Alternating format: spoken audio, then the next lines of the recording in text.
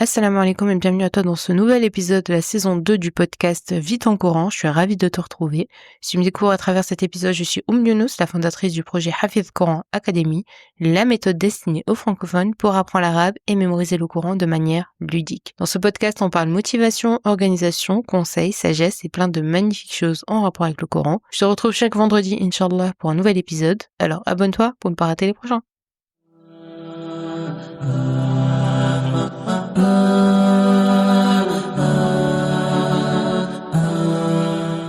Alors aujourd'hui dans cet épisode, nous allons continuer notre série de podcasts spécial Ramadan que j'ai intitulé Ramadan Transformation. Chaque jour, nous allons ensemble découvrir une action simple mais puissante pour t'aider à grandir et à t'améliorer, que ce soit dans ta relation avec Allah subhanahu wa ta'ala, dans tes habitudes quotidiennes ou dans ta gestion du temps. Je veux que nous passions ce Ramadan ensemble et que tu prennes un moment chaque jour pour te reconnecter et avancer sur le chemin de la transformation pour faire de ce mois une véritable opportunité de progrès et de bienfait pour toi. Alors, sans plus tarder, commençons par l'action du jour. Dans ce 14e jour du mois du Ramadan, je te propose aujourd'hui de prendre le temps de lire et d'apprendre les significations des invocations lorsque tu fais ta salat. Alors la salat, c'est véritablement un pilier de l'islam, c'est l'un des actes d'adoration les plus essentiels en islam, mais pour que cette salat ait un véritable impact sur toi, il faut comprendre ce que tu récites. Il y a beaucoup d'invocations dans la salat que nous récitons, que ce soit à travers la sourate al-Fatiha ou à travers le ruku', à travers les rak'at, à travers les inclinaisons, à travers les prosternations. Et toutes ces invocations ont des significations profondes qui nous rapprochent d'Allah subhanahu wa ta'ala et qui renforcent notre connexion avec lui si l'on prend le temps de méditer ces invocations. Donc lorsque tu comprends le sens de chaque mot, de chaque invocation, ta concentration, ta présence pendant la salat va s'améliorer et tu vas prier avec un cœur beaucoup plus sincère. Donc quand tu comprends ce que tu dis, ta salat ne devient pas juste une récitation, c'est une véritable concentration, un véritable khushu' qui va augmenter, et plutôt que de laisser ton esprit vagabonder, tu vas te concentrer sur chaque mot, ce qui va t'aider à être beaucoup plus présent dans ta salat. Quand tu ressens plus profondément dans l'impact des paroles du Coran, quand tu vas réciter donc Surat al-Fatiha et que tu comprends réellement ce qui est en train de se passer, quand tu es en train donc de louer Allah subhanahu wa ta'ala, quand tu es en train de lui demander son aide, forcément ça va avoir plus d'impact sur toi, ça va renforcer ta foi et ton amour pour Allah subhanahu wa ta'ala. Plus tu vas méditer sur le sens de ces invocations et plus tu vas réaliser la sagesse et la beauté des paroles d'Allah subhanahu wa ta'ala.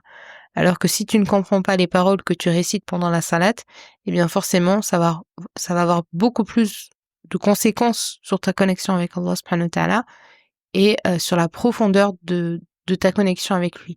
Parce que si tu répètes des mots sans en comprendre le sens, tu vas facilement tomber dans une routine où tu vas prier sans véritable attention.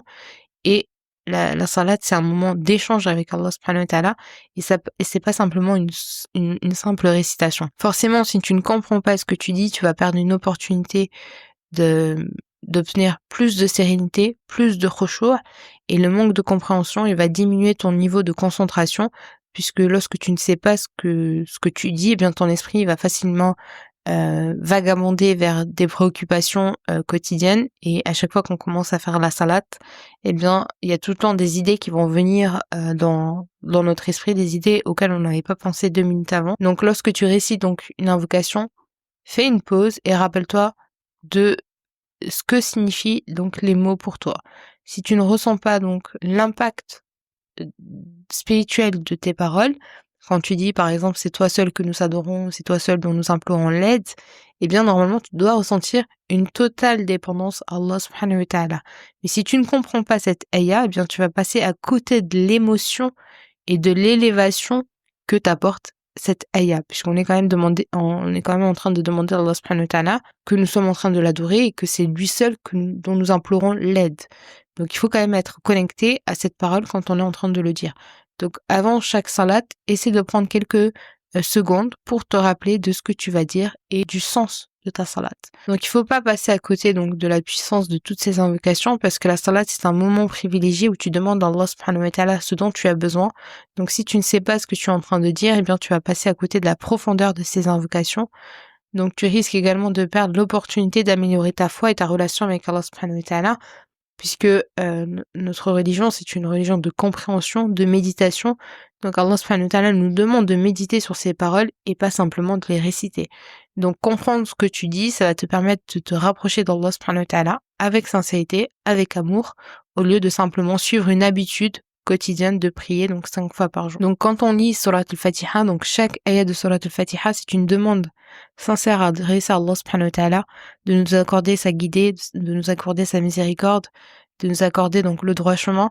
Donc il est essentiel de réfléchir donc à chaque mot que nous récitons quand on récite donc Surat al-Fatiha. Donc récite ces ayats de manière lente pendant ta salat et réfléchis à ce que tu demandes à Allah subhanahu wa ta'ala à chaque ayat.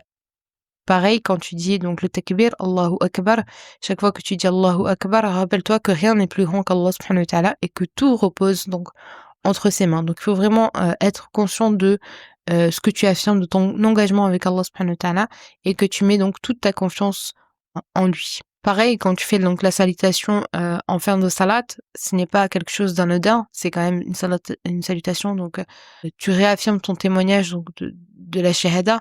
Donc c'est véritablement des actions qu'il ne faut pas prendre donc à la légère, mais de les vivre de manière consciente dans l'instant présent. Donc pour cet exercice aujourd'hui, je te propose de prendre une invocation que tu dis donc en salat, de regarder sa signification en français et de la noter dans ton carnet donc spécial Ramadan et d'essayer de l'appliquer consciemment dans ta salat et prends l'habitude de méditer donc sur ces paroles. Donc voilà pour cet épisode, j'espère qu'il t'aura plu, je te souhaite bon courage donc pour cet exercice. Si tu souhaites me soutenir, je t'invite à mettre 5 étoiles si tu es sur Apple Podcast et à me laisser un commentaire et à t'abonner si tu es sur YouTube. Je te souhaite bon courage encore une fois pour cet exercice, qu'Allah te permette bien d'avoir la concentration, le khushu' durant toutes tes salats. Et je te dis à demain, Inch'Allah, pour la suite de notre programme spécial Ramadan. C'était Younous. Salam alaikum.